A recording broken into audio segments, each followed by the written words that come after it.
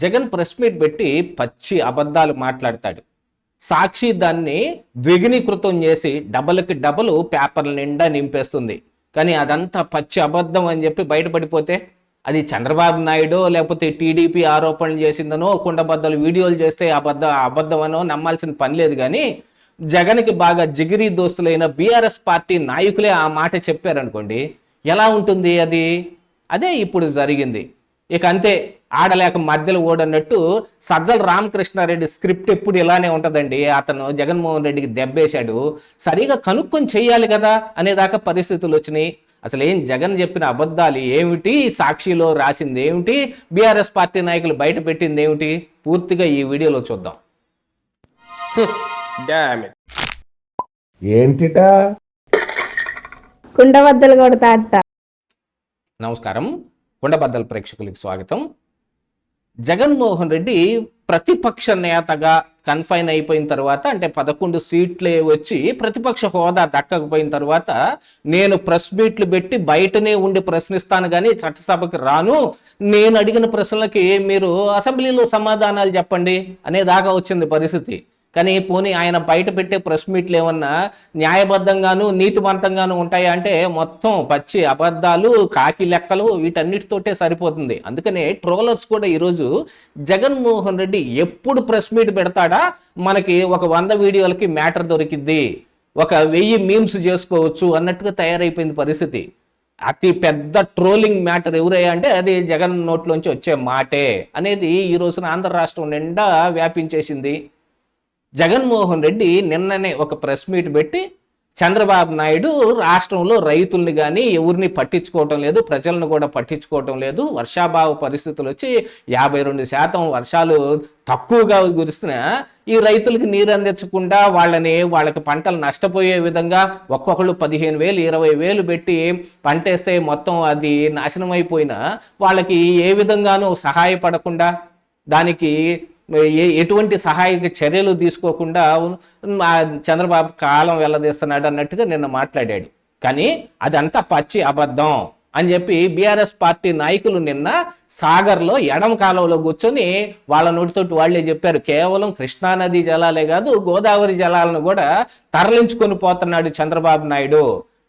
ఇక్కడ తెలంగాణ ముఖ్యమంత్రిగా ఉన్న రేవంత్ రెడ్డి ఆ విషయం ఇదేన్ని పట్టించుకోవటం లేదు, వాళ్ళు కుమ్మక్కైపోయారు, తెలంగాణ రాష్ట్రానికి అన్యాయం చేసేస్తున్నారు, తెలంగాణ ప్రజల్ని నాశనం చేసేస్తున్నారు అని మాట్లాడుకుంటూ వచ్చారు. విచిత్రమైన విషయం ఏంటంటే ఇటు జగన్మోహన్ రెడ్డి అటు బీఆర్ఎస్ పార్టీ నాయకులు కేసీఆర్ కేటీఆర్ బాగా జిగిరి దోస్తులు, వాళ్ళు కలుసుకుని అన్ని పనిచేసుకుంటారు, ఏమైనా జరుగుతాయి. ఆంధ్ర రాష్ట్రానికి రావాల్సిన ఈ ఆస్తులు మొత్తం ఏవైతే తెలంగాణలో హైదరాబాద్లో ఉన్నాయో వాటన్నిటిని ఒక్క సంతకంతో జగన్మోహన్ రెడ్డి వదిలేసి పెట్టి వచ్చిన కేసీఆర్కి కావాల్సిన విధంగా ఎన్ని రకాలైన ప్రయత్నం చేసినా, ఎందుకంటే తెలంగాణలో ఎన్నికలు, అసెంబ్లీ ఎన్నికలు జరుగుతున్న వేళ రేపు పొద్దున ఎన్నికలు అని అంటే ఈరోజు రాత్రికి జగన్మోహన్ రెడ్డి పోలీసులు మొత్తాన్ని తీసుకొచ్చి సాగర్ కాలువ మీద నుంచోబెట్టాడు, సాగర్ డ్యామ్ మీద నుంచోబెట్టాడు. ఇక వెంటనే బీఆర్ఎస్ పార్టీ నాయకులు అందరూ అందుకున్నారు, ఇదిగో ఆంధ్రప్రదేశ్ రాష్ట్రం వాళ్ళు మనకి నీళ్ళు లేకుండా అన్యాయం చేసేస్తున్నారు, నాశనం చేసేస్తున్నారు, దీన్ని బాగా గట్టిగా ప్రశ్నించగలిగిన వ్యక్తి ఉన్నాడంటే అది కేసీఆర్ అని. అంతకుముందు ఇద్దరు మరి బిర్యానీ ముద్దలు కలుపుకొని ఒకళ్ళ నోట్లో ఒకళ్ళు పెట్టుకున్న ఫోటోలు కూడా బయటకు వచ్చినాయి. అవన్నీ చూసిన తర్వాత కూడా మళ్ళీ ఇలాగనే జరుగుతుంది అంటే ఏం చేస్తారు? ఇక్కడ ఆ ఎన్నికల ముందు కేసీఆర్ సీఎంగా ఉన్నాడు, అక్కడ జగన్మోహన్ రెడ్డి సీఎంగా ఉన్నాడు, ఇద్దరు కలిసి ఆడిన డ్రామా అని చెప్పి ఇక టోటల్గా వాళ్ళకే దెబ్బ తగిలింది. అఫ్కోర్స్ ఆ తరువాత జరిగిన అసెంబ్లీ ఎన్నికల్లో జగన్మోహన్ రెడ్డి కూడా దెబ్బ తగిలింది. దానికి కారణం ఏమిటాయంటే ఒకంత కేసీఆర్ కూడా 2019 ఎన్నికల సమయంలో చంద్రబాబు నాయుడికి నేను రిటర్న్ గిఫ్ట్ ఇస్తా అని ఉబలాట పడిపోయి వచ్చి జగన్మోహన్ రెడ్డిని గెలిపించడానికి తిరిగాడు కదా. అంటే మొత్తం కేసీఆర్ జగన్ కొమ్మక్కే అని. మొన్నటికి మొన్న పిఎస్ఆర్ ఆంజనేయులు కొడుకు పెళ్లికి జగన్మోహన్ రెడ్డి హైదరాబాద్ వస్తుంటే ఒకవైపు కేసీఆర్, ఇంకొక వైపు కేటీఆర్, మధ్యలో జగన్మోహన్ రెడ్డి. ఈ ఫోటోలు వేసుకొని బీఆర్ఎస్ పార్టీ నాయకుల పేర్లతోటి కింద పోస్టర్లో నిండా వేసి పెట్టి దాన్ని మీడియా నిండా ప్రచారం చేశారు. హైదరాబాద్లో కూడా జగన్మోహన్ రెడ్డి వస్తుంటే తెగ జనం వస్తున్నారని. అంటే కనీసం మరి హైదరాబాద్లో ఈ తెలంగాణలో వైఎస్ఆర్ కాంగ్రెస్ పార్టీ లేదు, ఏదో రకంగా తెలుగుదేశం అయితే ఉంది, దానికి కూడా క్యాడర్ అయితే బలంగానే కనపడుతున్నారు. ఆ క్యాడర్ ఎవరికి ఉపకరిస్తారో వాళ్ళు గెలుస్తారు అన్నట్టుగా ఉంది పరిస్థితి కూడా. ఇక ఈ నీటి విషయం దగ్గరకు వచ్చేటప్పటికి సాగర్ నీళ్లు మొత్తం చంద్రబాబు నాయుడు దోచుకెళ్ళిపోతున్నాడు. కృష్ణా బోర్డుని లెక్క కూడా చేయకుండా అధికారులని పక్కన పడేసి మరి ఆయన తీసుకెళ్తుంటే రేవంత్ రెడ్డి చేష్టలుడికి చూస్తా ఊరుకున్నాడు. ఎందుకంటే రేవంత్ రెడ్డి ఒకప్పుడు చంద్రబాబు నాయుడు శిష్యుడే, ఇద్దరు కలిసి కొమ్మక్కైపోయారు అని చెప్పే పరిస్థితికి వచ్చింది.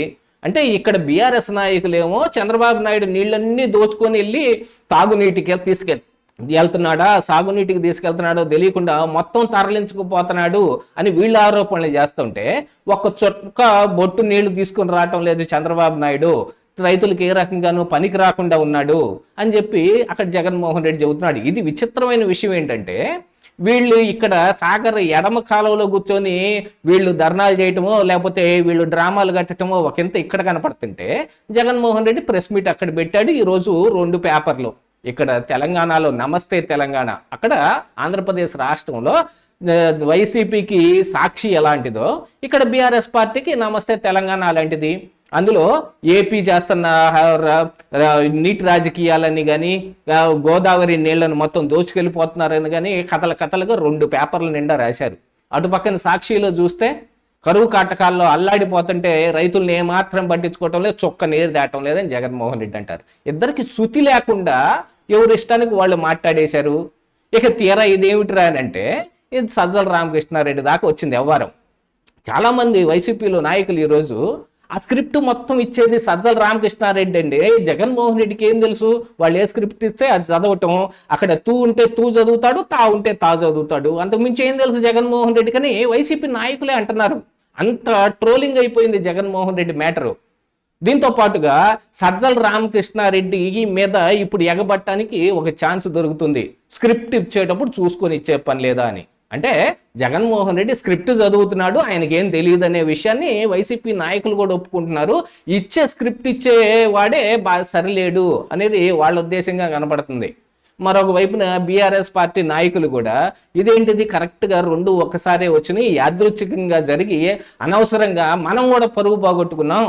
ఇప్పుడు జగన్మోహన్ రెడ్డి చెప్పినట్టుగా ఇక్కడ చాలా మందికి మరి కాంగ్రెస్ నాయకులు ఇదే మాట్లాడుతున్నారు.